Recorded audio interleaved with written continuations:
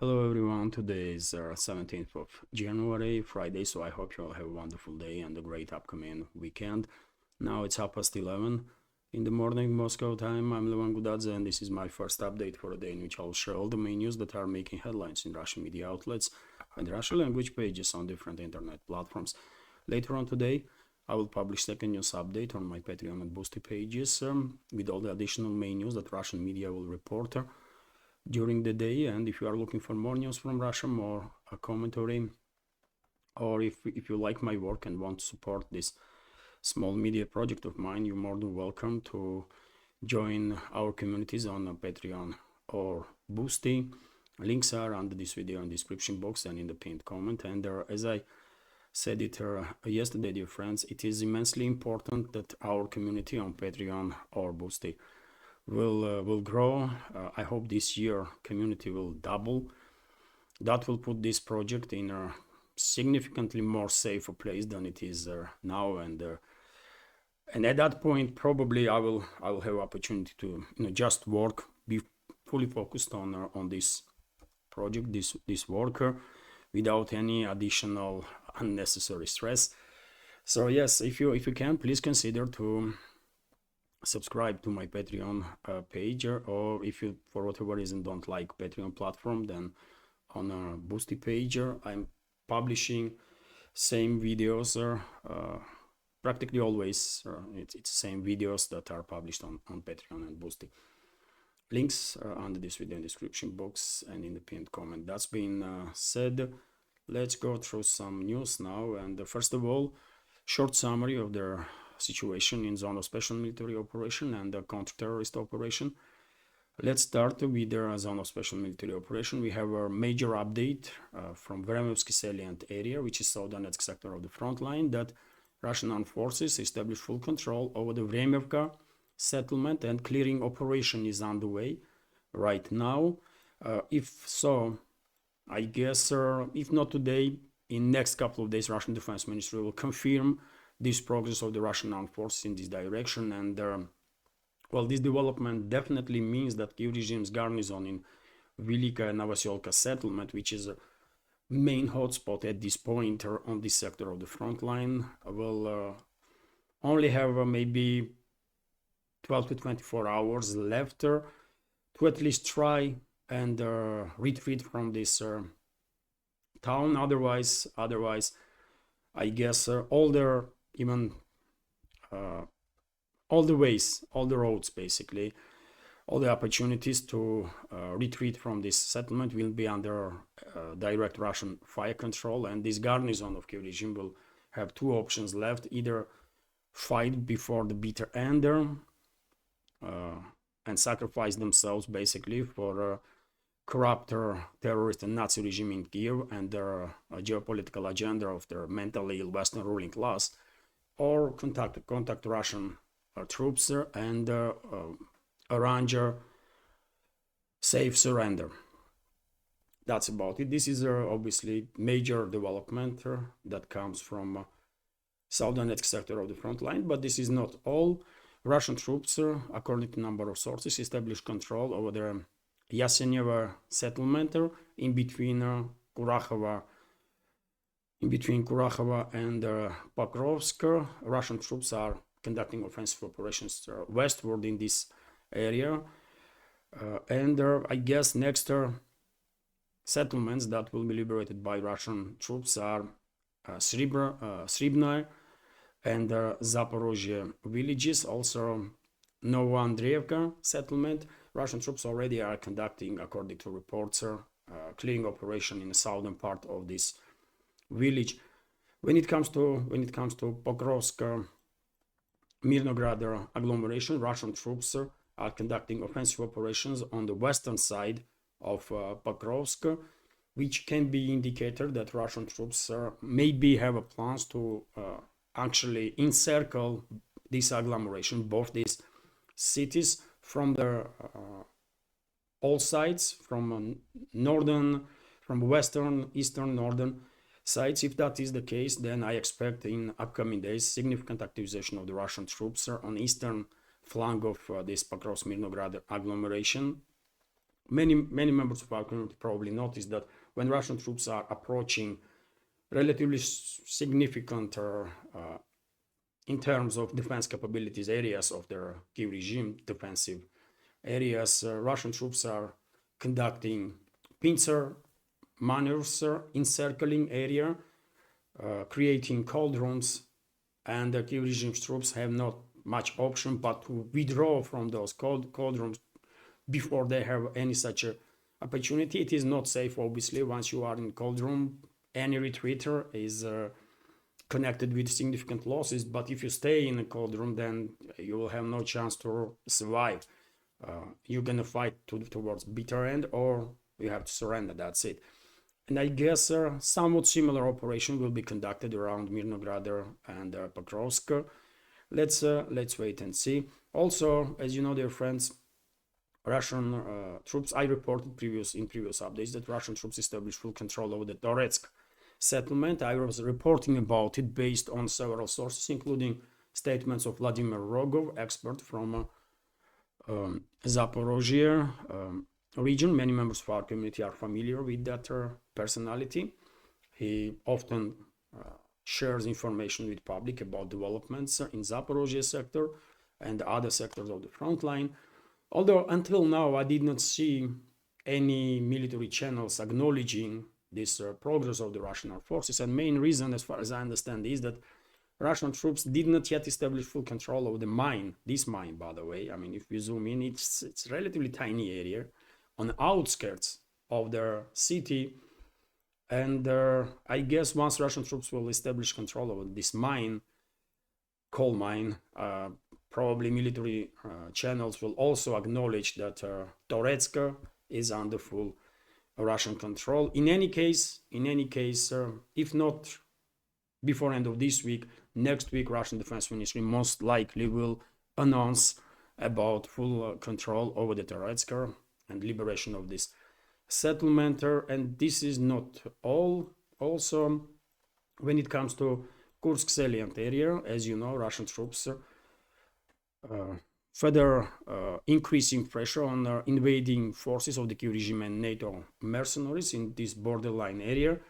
Just a day or two ago, I reported that Makhnovka settlement on the southern eastern side of Suja is under Russian control. I reported about these developments based on a statement of Anatoly Shary, Ukrainian journalist, public figure, politician in exile. He lives in Spain, and Anatoly Shary quite often demonstrated that he is well informed.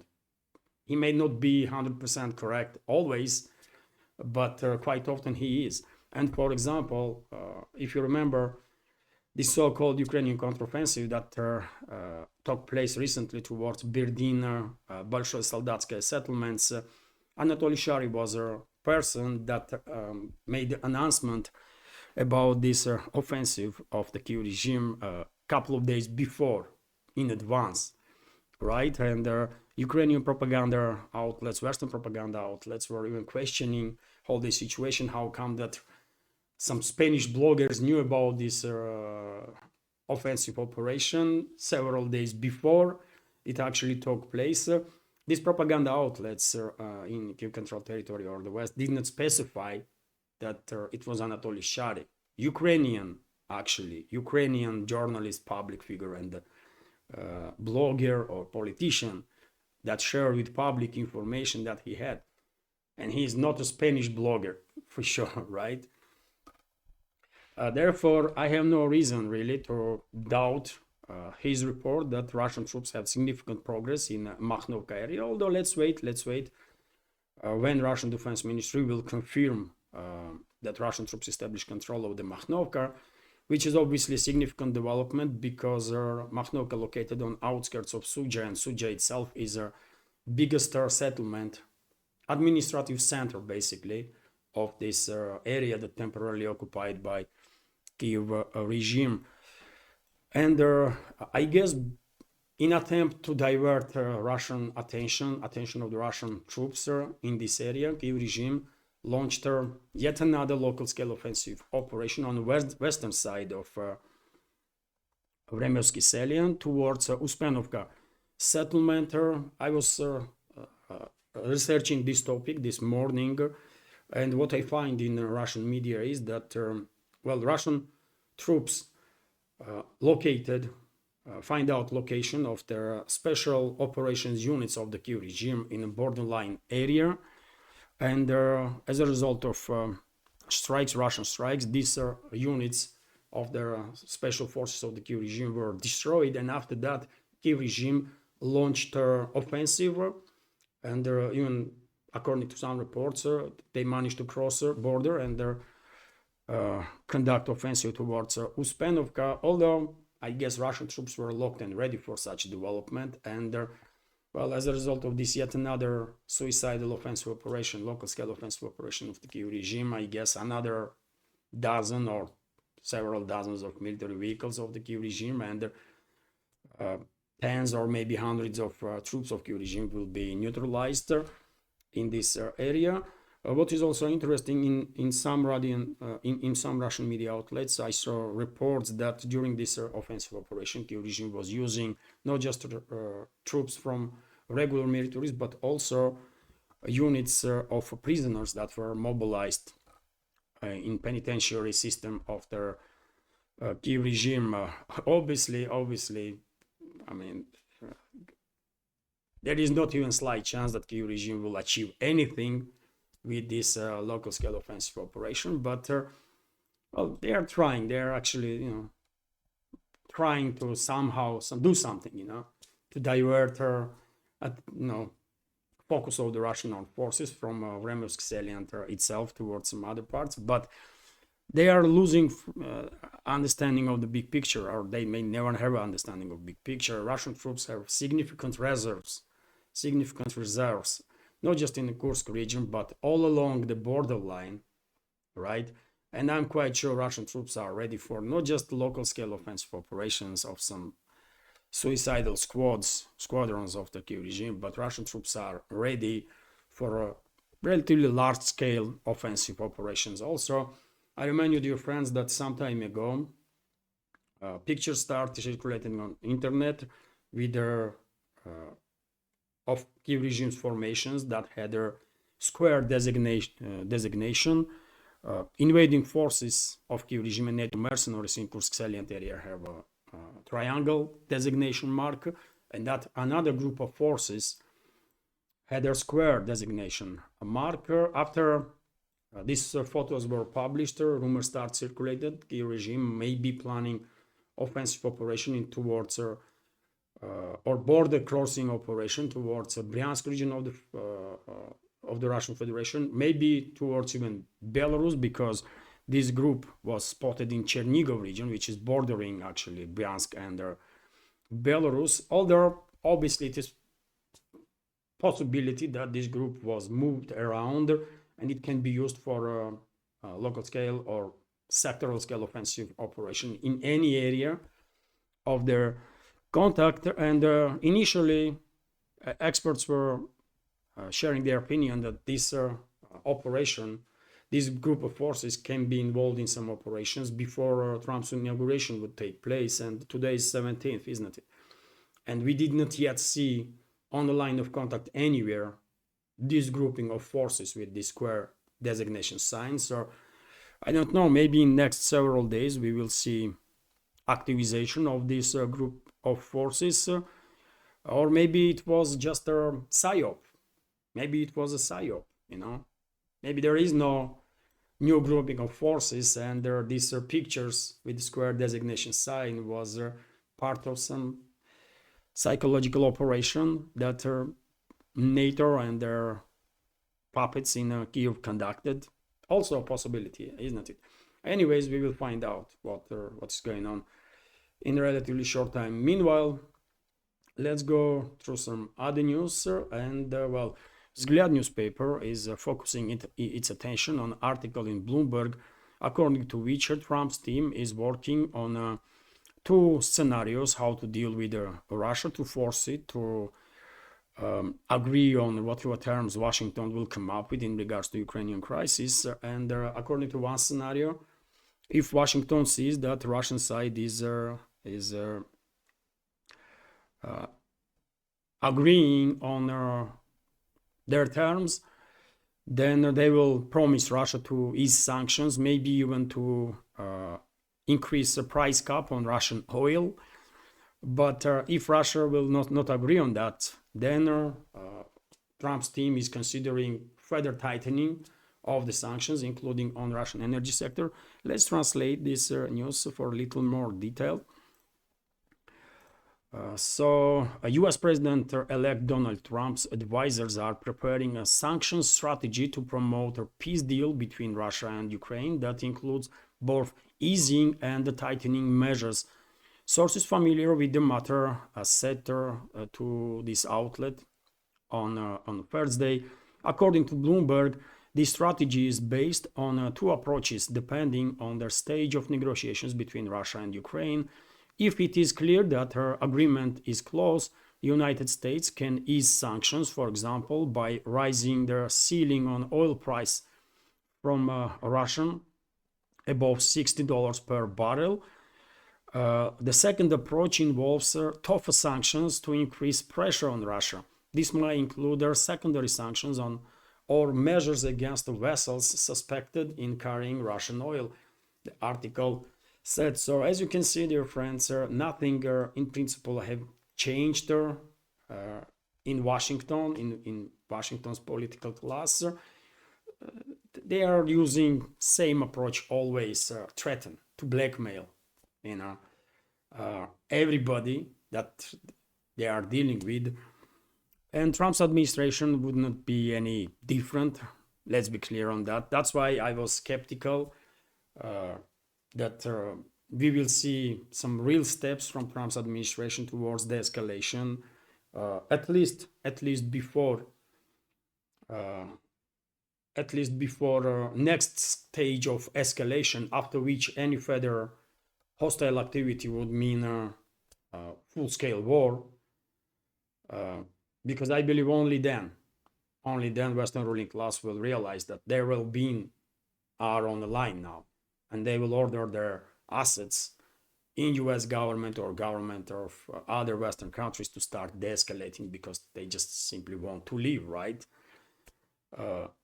And therefore, whatever news is coming up now from the West or from the Washington don't really surprises me.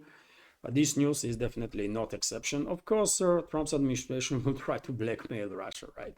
They will try to threaten us and force to agree on whatever terms they will come up with. But do you think it will work, dear friends? What is your opinion? Do you think Washington or London or Brussels are in a position to force Russia to do anything, really? I mean, they already imposed like 40,000 sanctions. Okay, bring it on. Let's make it 80,000. Let's make it 120,000. Or you know what? Let's make it 140 million. Sanction all of us, all citizens of Russia. What you're gonna achieve with that? You're gonna further isolate yourself, right? I'm talking about Western ruling class now. They're gonna isolate themselves even further from the rest of the world with this crazy behavior, isn't it? And dear friends, it's not just Bloomberg that is reporting that Trump's administration is considering some blackmail approach, considering to threaten Russia or force Russia.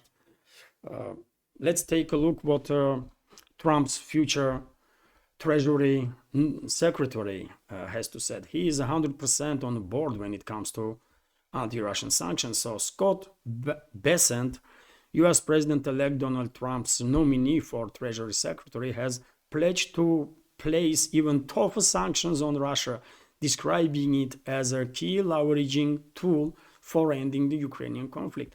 These people are psychos, by the way. They have no idea what Russia is, who Russian people are, what kind of mentality we have. They just don't know us. They don't know anything about us. And I guess this is one of the reasons why they are operating in this really, really weird, cringe way. I mean, our reaction, natural reaction on these threats will be, laugh. as I already said, you know what? Let's make it really 80,000 sanctions or 120,000. Let's make it 140, 45 million. You know, sanction all of us here in Russia. Do we really care? Do you think you're going to threaten us, really, and scare us? In which world these people are living, man? I don't know. I don't know. And dear friends, as I already said in my previous updates, I mean, maybe I'm mistaken, by the way. After all, I'm just an ordinary citizen journalist, right? Even though I spent entire my adult life in journalism with tens of years, with decades of experience, right? In working with the news and analyzing news and finding connections between the news that on the surface may not seem to be connected, but they actually are. But still, maybe I'm wrong, right? But my understanding, my reading of the big picture is that unfortunately, in next couple of months, we will reach, I mean, confrontation between collective Western ruling class and Russia will reach unprecedented scale of escalation, after which, as I already said, any further hostile steps will mean full-scale war, and only then Western ruling class will really authorize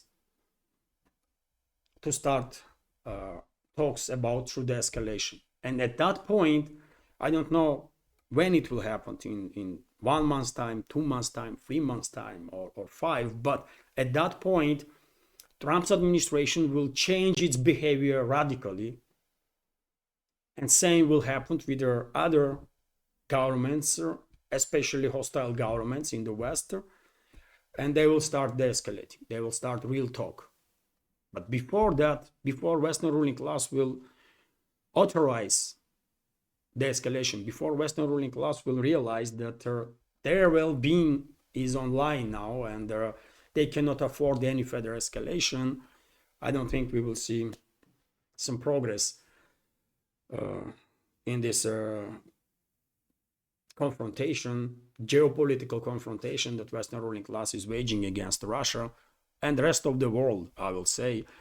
And dear friends, it is, and that's why I'm saying, still, by the way, I can applaud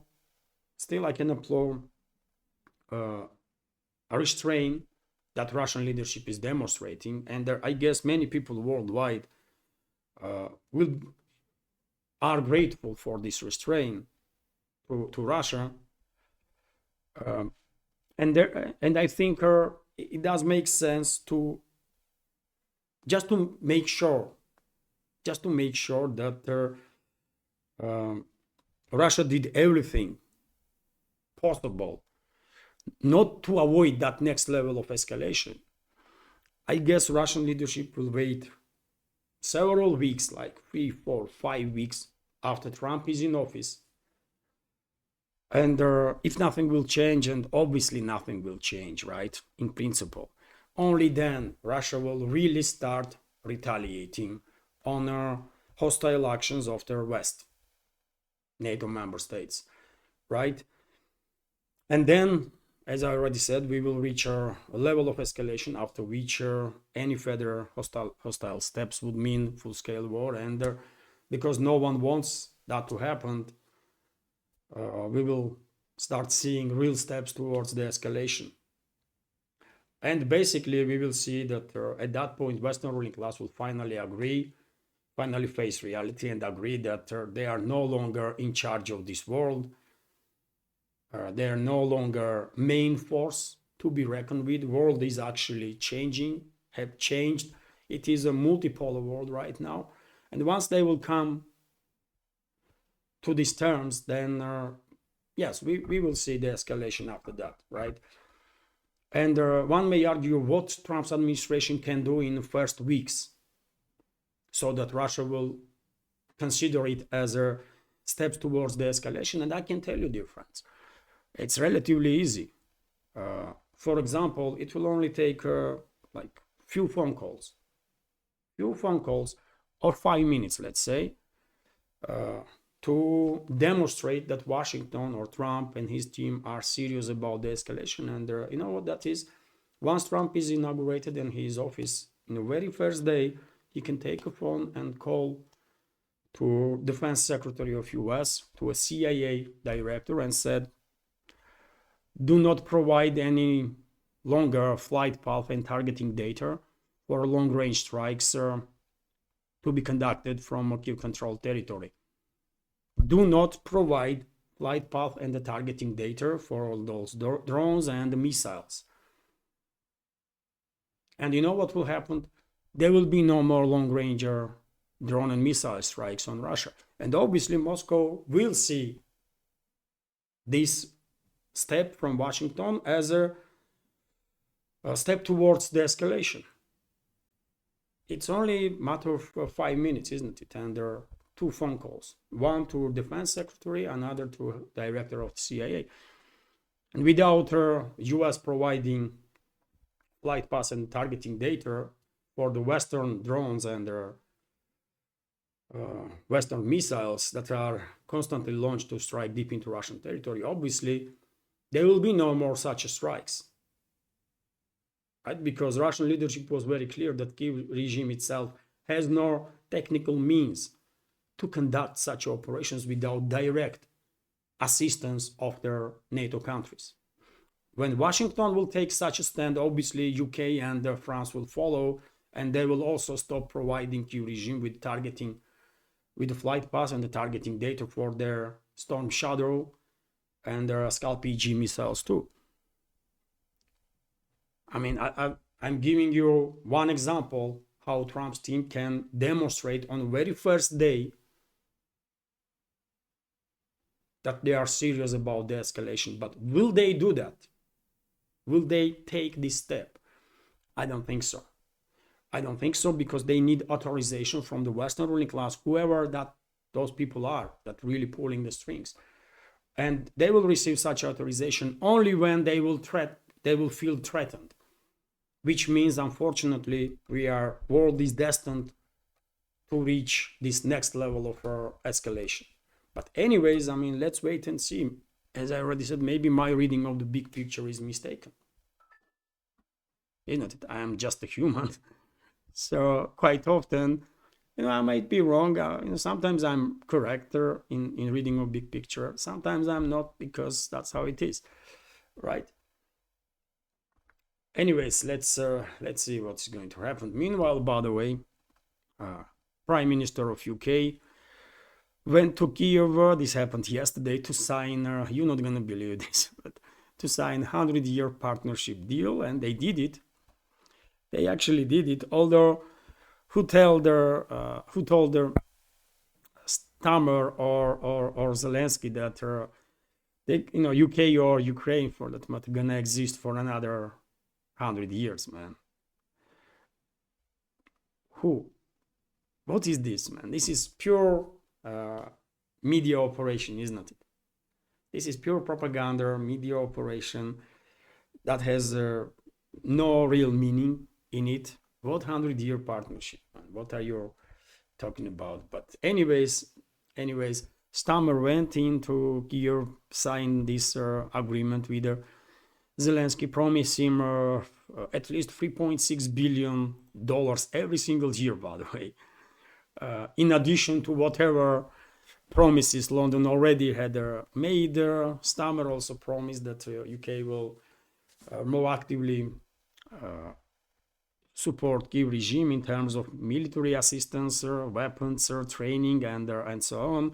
And also, according to some reports, London is considering deployment of, creation of the military bases on a Kiev-controlled territory. Although this is all nonsense, right? Money will be allocated, some weapons will be sent, and some troops from Kiev regime's forces will be trained by UK specialists, if they can even train anybody. I mean, modern UK army is I mean, our friends from UK can tell us better state of modern British armed forces, right?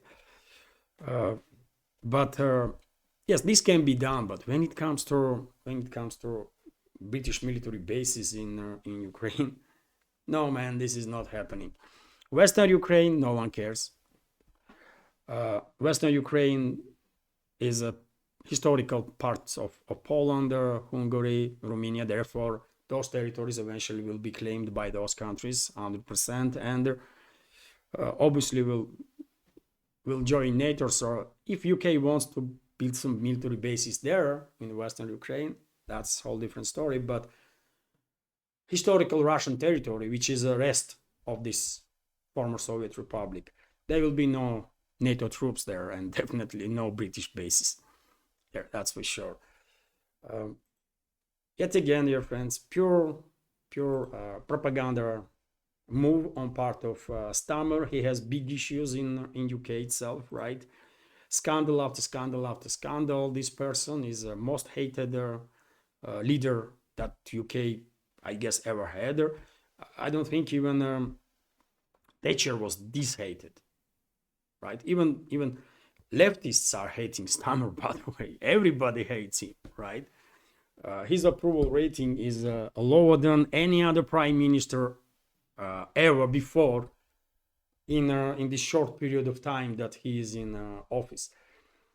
So instead of focusing on domestic issues, this clown went to Kiev and conducted this media operation, as if this visit will bring him some additional political points in UK itself. It will not. He's finished, man. Stammer and the Labour Party is finished. They are such a, like 10, 15 years ago, by the way, even less, I mean, even 10, 15 years ago, Labour Party was somewhat promising, even though it was an establishment party, right? But at least there were some people in the party's leadership that were making some sense, in their speeches, in their actions. But now, man, this Labour Party is modern day Labours and Conservatives. I mean, you cannot distinguish them really. I mean, that's why British citizens, by the way, are looking for alternatives, and that's why these alternative parties, relatively recently created, parties and movements are gaining such support. And Farage, by the way, is one of the most popular politicians in UK right now, for a reason, isn't it? Anyways, let's go through some other news. And Zelensky stated that in 2024, the regime spent 100 billion to sustain military operations. And according to him, 60% of these funds were provided by the West. The rest comes from Kyiv regime itself, although I have some doubts about it, obviously. I will say 80-90% of these sums come from Western taxpayers. That's what it is. International Monetary Fund, World Bank, they were very clear that without Western assistance, Kyiv regime will collapse in just a couple of months' time, because modern Ukraine cannot sustain itself. It's just not happening. This state was mistakenly created by Bolsheviks. That was a huge mistake, historical error on their part, bloody error actually, and this error cannot exist.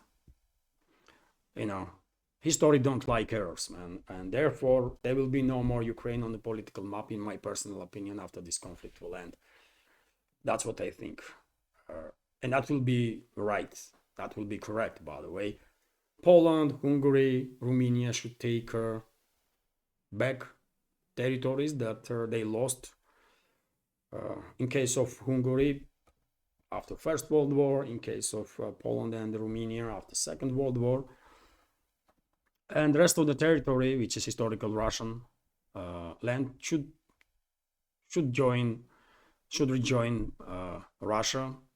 That's it, man. That's how it's supposed to be. Although, unfortunately, okay, I'm always leaving 1-2% of the possibility that Kiev and surrounding few regions will still maintain quasi-statehood on the political map, but only in a Russian sphere of influence. If Russian leadership is kind enough to allow Ukraine as a state to exist only if it is on Russian orbit, in the Russian sphere of influence, and if Western ruling class will agree not to mess around this topic ever again. Let's see how things will develop. TASS news agency, meanwhile, is reporting that Vasily Nebezhny, official representative of Russia, permanent representative of Russian Federation in UN, stated that a recent terrorist attack on the Turk Stream pipeline that was conducted by Kyiv regime was actually authorized by UK and US, and these countries were participating in this terrorist attack. This is not the first time when Russian high-ranking officials are accusing US and UK in involvement of terrorist activity of the Kyiv regime, and at this point I really doubt anybody in this world that has well enough informed has any doubts that this is the truth, this is the case. Obviously UK and US are involved in all the terrorist activity of the Kyiv regime, because without their authorization Zelensky and his criminal associates are not really capable to take any steps whatsoever. Right? Washington and London are in 100% control of the Kyiv regime. Not 10, 20, 50, 100%. That's how it is. And the world is watching, by the way. World is watching, and at this point, I mean, hardly anybody is really surprised to hear about terrorist activity of the Washington and London, but let the people know. Let the people know, by the way. One day, this terrorist activity will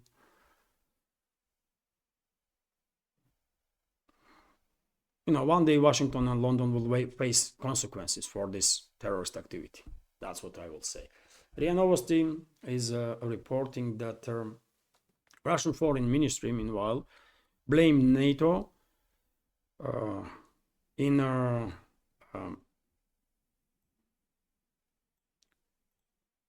you know what, let's translate this.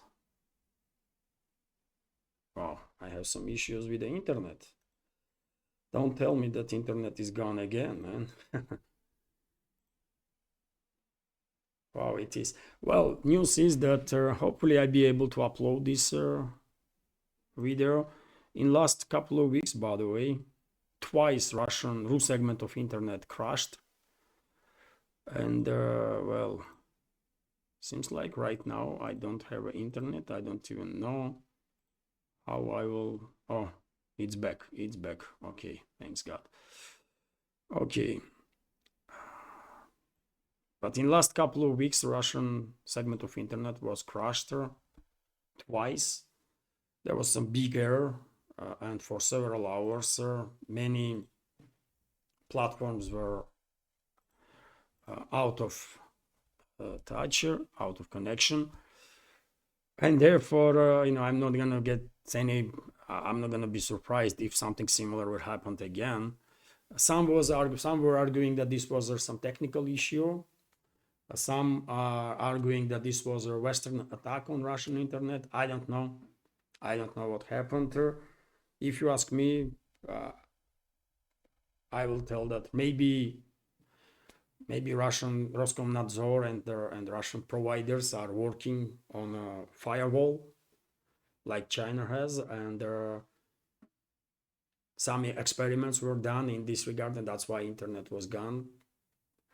Maybe one day Russia will actually create this firewall, and the Russian segment of internet will completely isolate itself, or almost completely isolate itself from rest of their internet. I don't know, but in last couple of weeks, twice there was a big crash in Russian internet.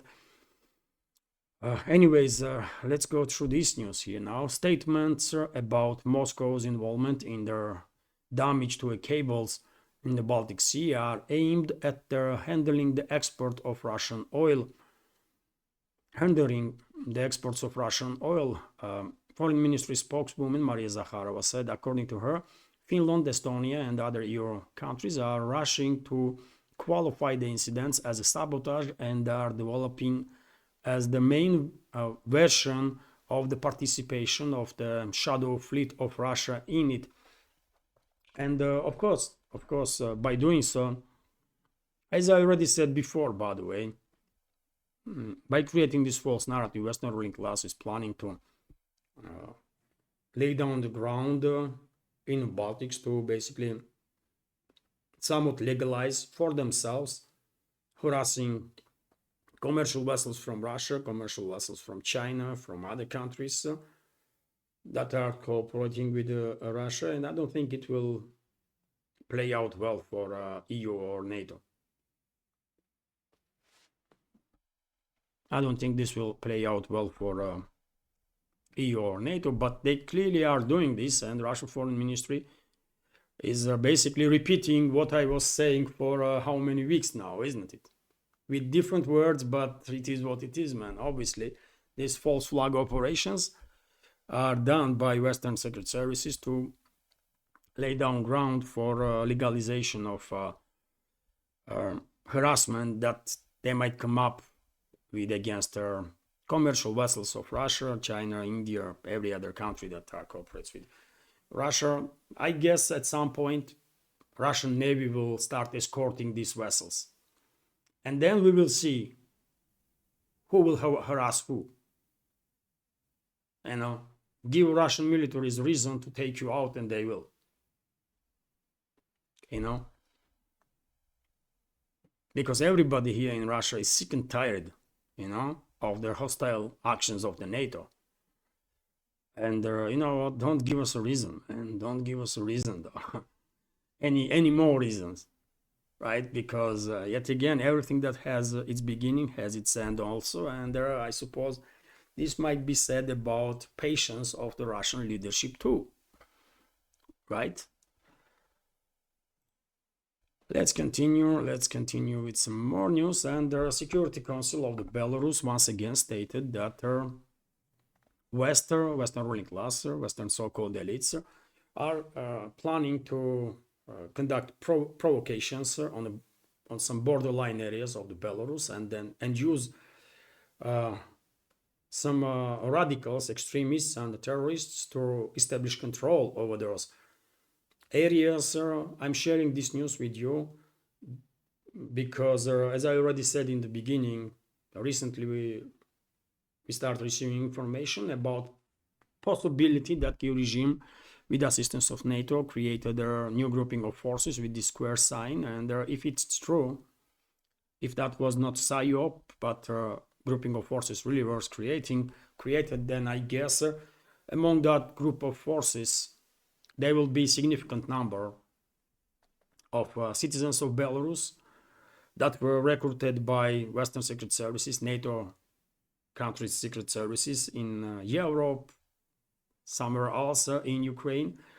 And those units will also, units from those traitors of Belarus basically, will be also included in that grouping of forces, which might be used against Belarus too. As I said, this group, these pictures with a square sign on military vehicles was spotted in the Chernigov region, isn't it? And Chernigov region is bordering with Russian Bryansk region and Belarus.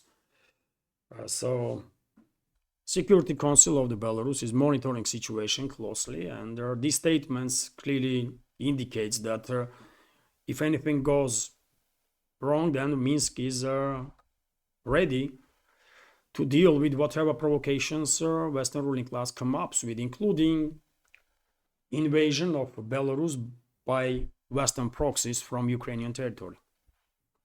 And the Russian side was very clear, Russian leadership was very clear that Russia will do whatever it takes to protect Belarus with all means necessary. And after all, for a reason, Russia has deployed their tactical nuclear weapons into Belarus, isn't it? And Western ruling class should be very, very careful, man. Very careful, because, you know, dear friends, before I continue, let me advertise my little media project little bit. As you know, this project is completely subscriber funded,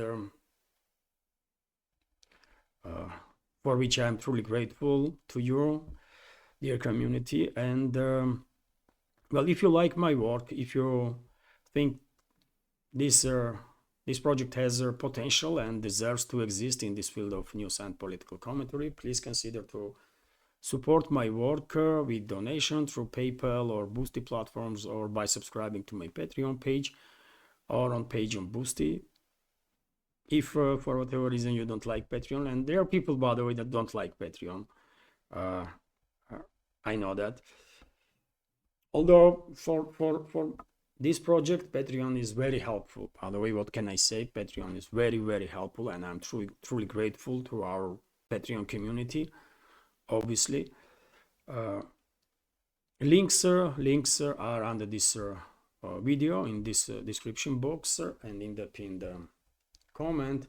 And well, if you're considering to support, dear friends, I hope you will become Patreon for this project, and will subscribe to my Patreon page. I really hope our Patreon community will double this year. And so if that will happen, this project will be in really significantly safer place than it is right now, and I will just have peace of mind to focused on work completely. And obviously that will allows me to be more proactive and to create more and more hopefully interesting content. That's been said, let's continue with some more news. And as you all know, dear friends, agreement was reached, at least on principles, of a ceasefire between Israel and Hamas. This happened in Doha, although yesterday reports start coming in that after announcement was made about this agreement, Israel actually bombed Gaza Strip again, and according to some reports, more than 70 people were killed. According to some reports, up to 100 civilians were killed as a result of this strike. Then Israeli side accused Hamas that Hamas is sabotaging this ceasefire agreement, although Hamas itself denied Netanyahu's claims on violating hostage deal. Although before I start recording this update, little earlier, reports were start coming in that the ceasefire and hostage release deal for Gaza has been officially signed in Doha, with the Israel Security Cabinet set to vote on it Friday. So today, Israeli cabinet had to vote for this, followed by full government vote Saturday, paving the way for a more ceasefire, and the release of the hostages.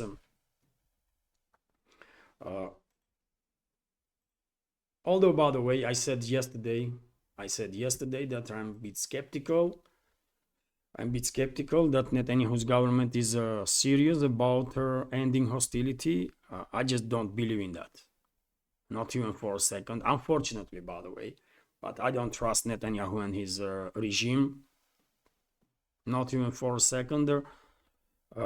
In my personal opinion, Netanyahu and his associates, they want to force out Palestinians, not just from Gaza Strip, but also from West Bank. And I'm afraid they will come up with some excuses to continue military operations. And I'm quite sure Netanyahu and his associates even wants to force out Lebanese from southern Lebanon. And that territory also to be occupied by Israel and then integrated into this country. So therefore, I'm sorry to say, but I'm afraid there is a very little chance for peace in this part of the Middle East in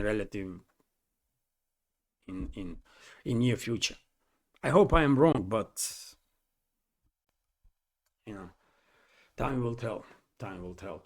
Meanwhile, Yemeni Houthi rebels are stating that if Israel will maintain agreement on a ceasefire, and as long as Israel will be part of this agreement, Houthi rebels will stop their attacks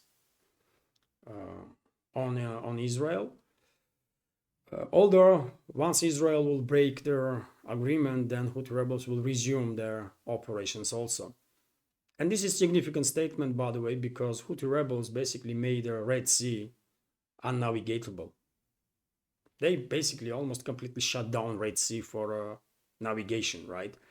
So they clearly are forced to be reckoned with in that part of the region. Let's continue with some more news. And well, President of Iran has arrived in Russia. Masoud Pezeshkian arrived in Vnukovo 2 airport here in Moscow.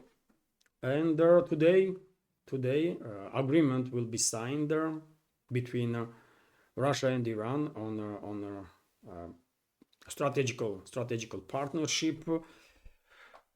Let's see what details will come up about that agreement, because when I was commenting on this matter previously, my thought process was that probably this agreement will be somewhat similar that Russia signed with North Korea, which included not just their military cooperation, but also military pact about bilateral military assistance in case of foreign invasion. Although recently, Foreign Minister of, just a couple of days ago, Foreign Minister of Iran stated that this agreement between Russia and Iran not includes creation of their alliance or pact. That was a little bit confusing, although it does include some military cooperation component in it.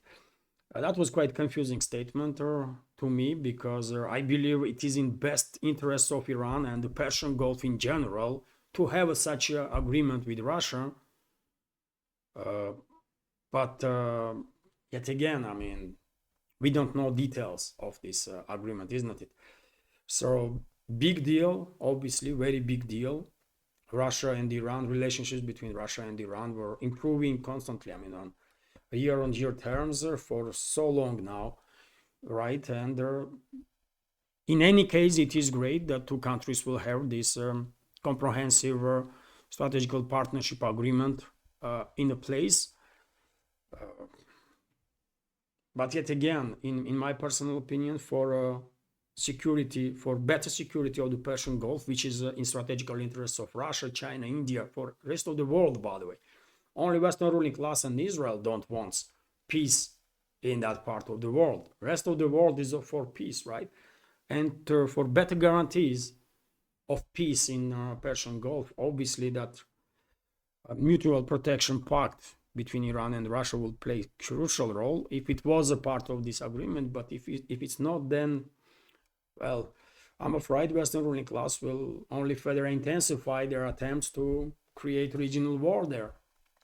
And they might even attack Iran at one point in upcoming years. And most likely they will, because reports are that neocons already are approaching Trump and his team, half of which is already neocons, by the way. And they are testing the ground on the topic of attacks on Iran. So let's see.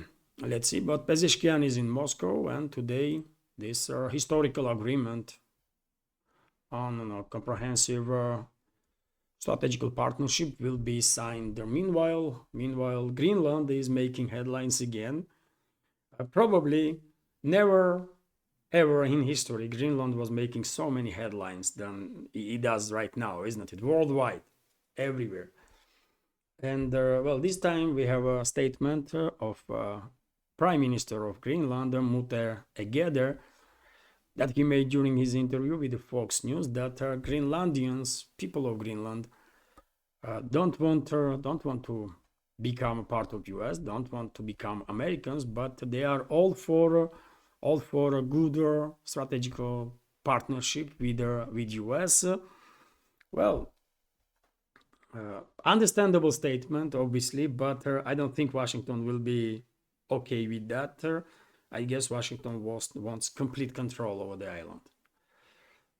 Although, I mean, yet again, some agreements may be once Greenland will gain independence from Denmark, and this is only a matter of time at this point, I guess, because Washington clearly demonstrated that, I mean, US elites clearly demonstrating that they are serious about this island, right? So once Greenland will gain independence from Denmark, which is definitely going to happen in near future, I guess it is theoretically possible that some agreements will be signed up between Greenlandian government and US that will allow US to operate on this island as it is part of US itself. On the shores of this island, on the ground itself, and somewhat similar agreement probably will be signed with Canada also. And that will allow these territories to exist as a separate states, although many rights will be delegated to their Washington. And when it comes to these territories, by the way, you know my take. I believe first of all, U.S. Western ruling class is interested in northern maritime route, right? And they want their main enforcer, which is U.S., to be part of this northern maritime route. Russia already built and continues to work on one main, obviously, maritime route, Northern Sea Route, name is. And obviously, Western ruling class is realizing that this Northern Sea Route is going to be most safe and the shortest route for commercial shipping, and they want US to be part of it big time, right? Because right now US only has like US Alaska part of US is on Arctic, right? And if Greenland becomes part of US or will delegate some of its rights to US, then that will change calculus, obviously. And when it comes to northern maritime route, definitely it has a great future, by the way. Great future, because I believe, unfortunately, world is descending to the chaos big way, and therefore traditional maritime routes probably will become less and less attractive and safe, while northern maritime route will become more and more attractive while being as safe as possible, right? So this maritime route is a first when it comes to calculus of the Western ruling class and US elites, I guess, and I mean, secondary can be all the riches, natural riches that Greenland may offer, which is also significant, but secondary. First is northern maritime route, in my personal opinion. Let's continue with some more news.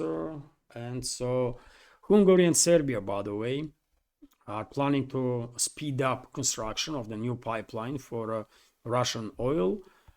So Budapest and Belgrade will speed up construction of their new pipeline to supply Serbia with Russian crude via Druzhba energy system. Hungarian Foreign Minister Peter Szijjártó has stated the decision comes in a wake of the latest US sanctions on Russia and Ukraine's refusal to transit Russian gas through other countries. Well, by the way, this Druzhba pipeline that is still operational is also under threat.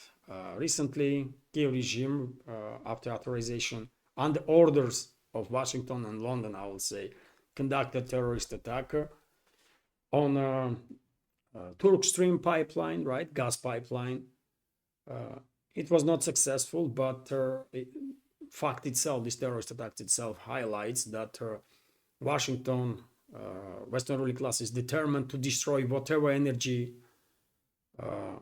routes are still in place, energy supply routes are in place between Russia and Europe, and therefore I think it's not just Turk Stream is under threat, but also Druzhba pipeline is under threat. Also, there is a gas pipeline, by the way, that connects Russia with Poland. That pipeline can be destroyed also, and the Nord Stream pipeline, one line from four that is still potentially operational, is also under threat, because quite often there are talks, isn't it, especially nowadays in Germany, that if Alternative for Germany will win their elections, and if their candidate becomes chancellor, then Germany may start to operate with that pipeline that is left still operational from Nord Stream project. And I don't think such statements make Western ruling class or US political class happy. So that pipeline is in danger also. That's the world that we are living right now, by the way. Terrorist attacks are a trademark of the Washington and London these days. If previously they were trying to hide their involvement and they were always, maintain this plausible deniability, nowadays they are involved in such a scale of terrorist attacks that plausible deniability not really works. Even if Washington and London deny their involvement, scale of these attacks are in such that plausible deniability not really works, and everyone understands who is behind of those attacks, right? Let's continue with some more news, and few news on some scientific stuff. India, by the way, becomes fourth nation to achieve a space landmark. The Indian Space Research Organization successfully completed the docking of their SPADX satellite in space on Thursday, becoming the fourth country to achieve such a feat. Congratulations to India's aerospace program, Indian specialists, scientists, to Indian people. Great achievement, by the way, great achievement. And whenever any good news in regards to India, I'm happy about it. So well done, well done. India is every single year, by the way, is improving its position as one of the major superpowers in this world, including in space, by the way, which is great news. When it comes to space, by the way, Starship 7 was launched. This is, of course, a SpaceX program, which belongs to Elon Musk. And the upper stage of their rocket, Starship itself, exploded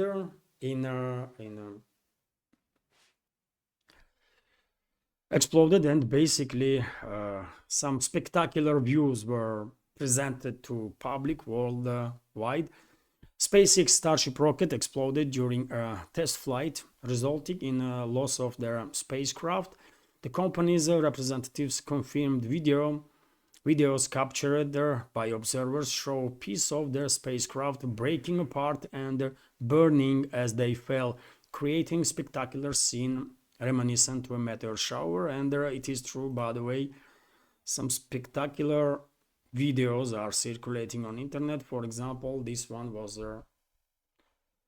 video was made from a plane by pilot, and just look at it, and it is something out of Star Wars, isn't it? Or some scientific movie. Incredible scenery. But launch itself, as far as I understand, was seen as a success. Booster of the rocket, I believe, landed. I did not watch this launch, but from my managed to see this morning before I start recording this update, a booster itself safely landed and was captured by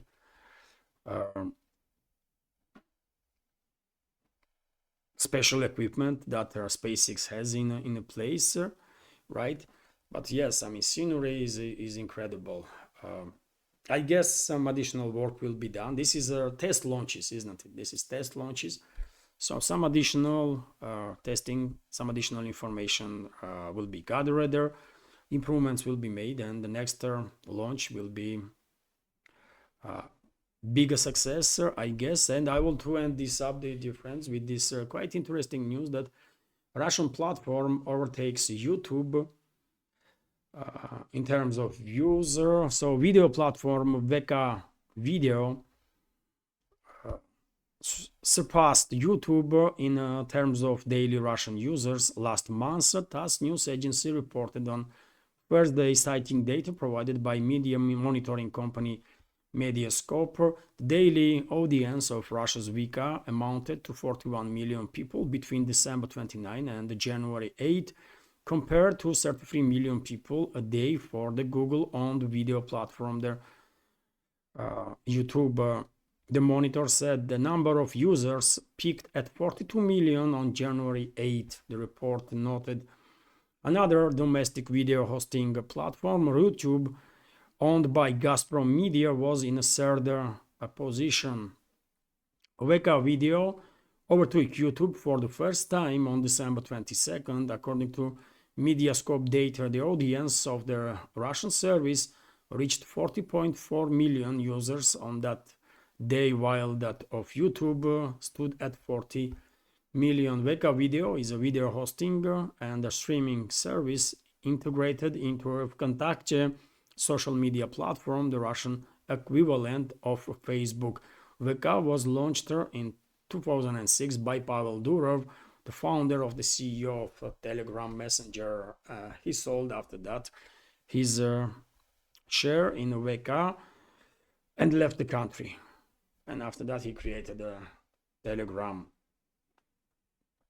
So, yes, big deal, by the way, I will say. Big deal. And dear friends, if you're, just in case something will happen and none of the Russian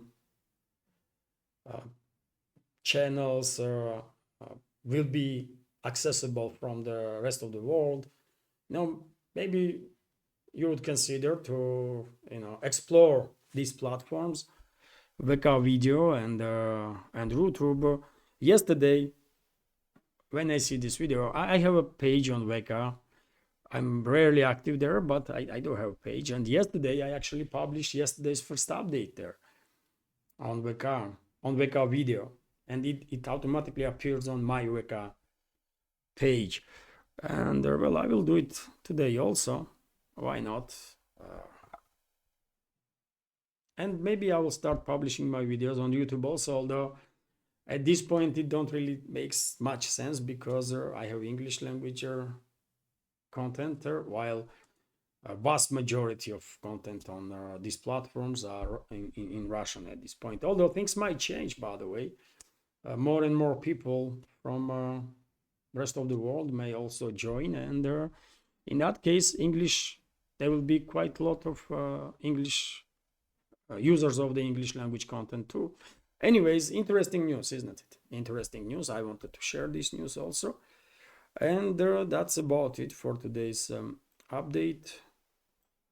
Hopefully you will find it informative, interesting, and useful. It is relatively late update. Now it's 22:01. So I will, when this video is uploaded, it will be about 1 o'clock or maybe a bit more. But hopefully, anyways, hopefully you will find it informative, interesting, and useful. And if so, please click that like button and leave some commentary just about anything. And if you can, please share information about my channel with your friends in real life or on internet, or the videos themselves.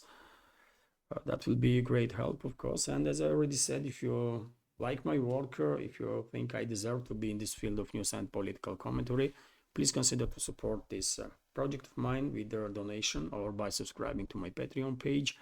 All the links are to PayPal, Boosty, Patreon, or crypto wallet under this video in the description box and in the pinned comment. This is it for now. Once again, have a wonderful day and a great upcoming weekend.